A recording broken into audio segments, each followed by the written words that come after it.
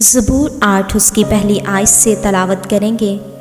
اے خداوند ہمارے رب، تیرا نام تمام زمین پر کیسا بزرگ ہے۔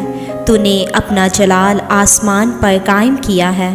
تو نے اپنے مخالفوں کے سبب سے بچوں اور شیرخواؤں کے منہ سے قدرت کو قائم کیا، تاکہ تو دشمن اور انتقام لینے والے کو خاموش کر دے۔ جب میں تیرے آسمان پر جو تیری دستکاری ہے اور چاند و ستاروں پر جن کو تو نے مکرہ کیا غور کرتا ہوں، تو پھر انسان کیا ہے کہ تو اسے یاد رکھے، اور آدم زاد کیا ہے کہ تو اس کی خبر لے، کیونکہ تو نے اسے خدا سے کچھ ہی کمتر بنایا ہے، اور جلال اور شوکت سے اسے تاجدار کرتا ہے۔ تو نے اسے اپنی دستکاری پر تسلط بخشا ہے۔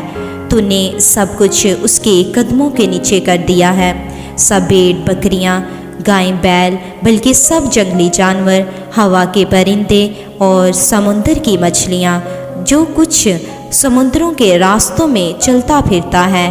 اے خداوند ہمارے رب، تیرا نام تمام زمین پر کیسا بزرگ ہے۔